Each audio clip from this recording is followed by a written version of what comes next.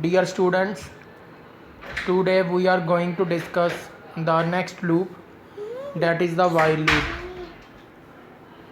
Last time हम लोगों ने देखा था फॉर लूप के बारे में, तो आज हम करेंगे वाइल लूप। देखो, वाइल लूप भी एक एंट्री लेवल लूप है। ये हम तब यूज़ करते हैं जब आपके पास कोई ऐसी चीज़ होती है that you want to repeat. If you think that there is some kind of repetition in your code, तो हम वाइल लूप को यूज़ करते हैं। वाइल लूप बेसिकली कहाँ यूज़ की जाती है? जहाँ पर आपको ये नहीं पता होता कि बॉडी ऑफ द लूप कितनी बार चलना है। तो technically what we can say that कि वाइल लूप और फॉर लूप जो है वो कहीं ना कहीं उनके सिंटैक्स में तो डिफरेंस है, पर वो एक जैसी हैं। लेकिन जहाँ पर हमें ये पता है कि बॉडी ऑफ द लूप ने कितनी बार चलना है, कितनी बार हमने किसी चीज़ को रिपीट कराना है, वहाँ पर हम फॉर लूप यूज़ करते हैं। और जहाँ पर हमें ये नहीं पता कि लूप ने कितनी बार चलना है, वहाँ पर हम वाइल लूप यूज़ करते हैं। वाइल लूप का जो सिंटैक्स है वो देखने में कुछ ऐसा होता है। वाइल कंडीशन स्टेटमेंट्स जो कि बॉडी है जो लूप के अंदर चलेंगी, और इंक्रीमेंट और डिक्रीमेंट। अब सबसे पहले क्या होता है कि आप वाइल लूप के अंदर एंटर करते हो तो कंडीशन चेक होती है, एवेल्यूशन ऑफ कंडीशन।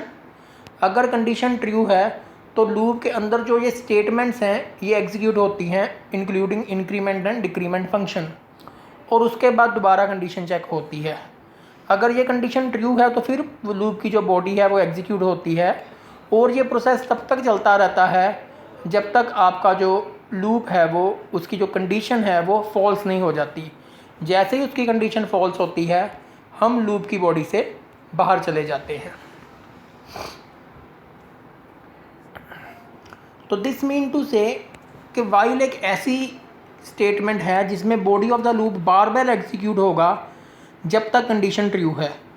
और अगर शुरू में ही कंडीशन फॉल्स है, जैसे ही वो पहली बार वाइल में एंटर हुआ, तो फिर उस लूप के अंदर कुछ भी एग्जीक्यूट नहीं होगा। तो ये एग्जांपल में हम कुछ देख सकते हैं।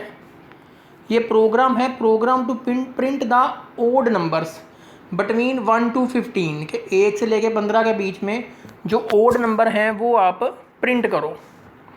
अब आपको पता ही है कि ओड नंबर क्या होते हैं। ओड नंबर होते हैं 1, 3, 5, 7, ये सारे नंबर क्या हैं? ये ओड नंबर हैं। तो शुरू में क्या किया गया है? आई को ले लिया गया है 1। आई क्या है? 1।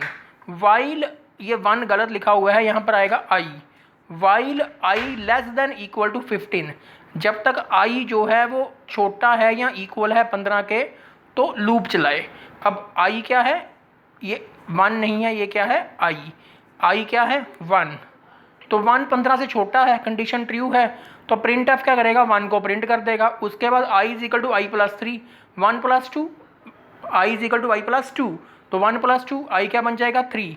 तो फिर ऊपर कंडीशन चेक होगी, 3 15 से छोटा है, 3 प्रिंट हो जाएगा। फिर 3 + 2 5 बन जाएगा, 5 15 से छोटा है, प्रिंट हो जाएगा। ऐसे 7, फिर 9, फिर 11, फिर 13, फिर 15 तक वो लूप ऐसे चलता रहेगा।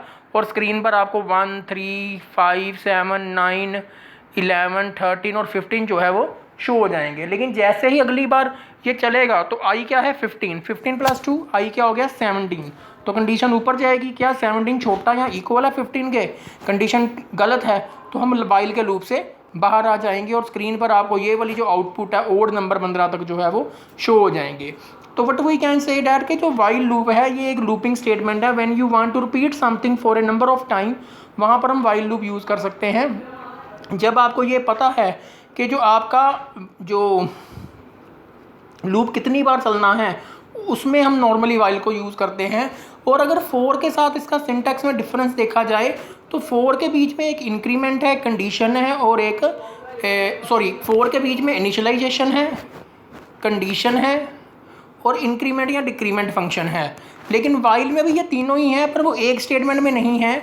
यहाँ पर आप देखिए आई इज इक्वल टू 1 क्या है? वो इनिशियलाइजेशन है। वाइल के बीच में i less than equal to 15 क्या है? ये कंडीशन है। और ये i is equal to i plus 2 क्या है? ये इंक्रीमेंट फंक्शन है। तो लूप में वो तीनों ही चीज़ें हैं कि लूप की इनिशियलाइजेशन भी हो रही है, लूप में कंडीशन भी है, लूप में इंक्रीमेंट या डिक्रीमेंट भी है जो कंडीशन को आगे लेके जाएगा। लेकिन फोर में ये तीनों चीज़ें हमें फोर के ब्रैकेट्स के अंदर ही मिल जाती हैं, जबकि वाइल की ब्रैकेट में सिर्फ कंडीशन आती है, इनिशियलाइजेशन वाइल से पहले होती है और इंक्रीमेंट डिक्रीमेंट जो है वो वाइल के लूप के अंदर होती है। So that was about the while loop, that how we can use the while loop and what is the use of while loop, that it is used to perform different kinds of iterative functions on the program। कि जब भी आपके programme में कोई looping है, कोई iteration है, you want to repeat something again and again till the condition is true, then you can go for the while loop। Thank you for watching this lecture।